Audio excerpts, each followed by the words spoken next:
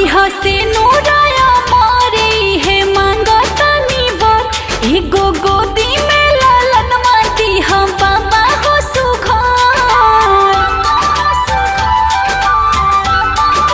हाँ करिहा से नूराया मारे है मांगतानी बर एगो गोदी में लालन माती हम बाबा हो सुघर। इहे खाना पुरई हो हमार भोला जी आज भूखल बानी तेज देवहार भोला जी। रहे ससुराया गाँव में खुशहाल नहीं हो अपना भगती के कुछ तो देखाई है असर। तोहर महिमा सुनीला बाया पार भोला जी आज भूखल बानी तेज देवहार भोला जी।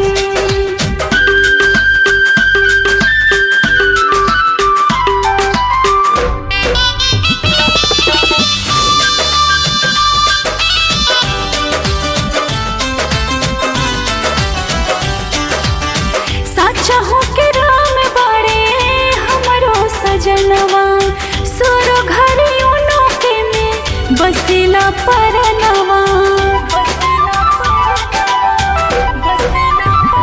हो सचहूं के राम बड़े हमरो सजनवा सुरो घरियों के में बसेला परनवा। धरती नील गगन के जैसे उजियार रहेला सही सैया जी के हमारो विचार रहेला। अतनी सपना तू करी हो साकार भोला जी आज भूखल बानी तीज देवहार भोला जी।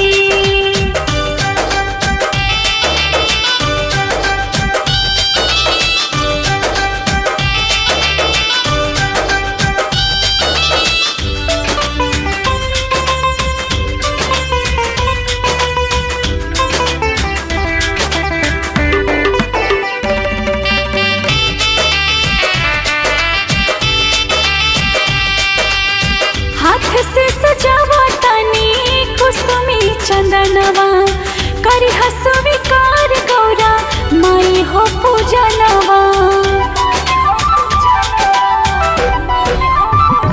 हो हाथ से सजावा तनी कुसुमी चंदनवा करिहा स्वीकार गौरा माई हो पूजनवा। हाँ बनके सारे गमिया रहस सातोरे जना बस इतने वरदान आज मांगतानी हम।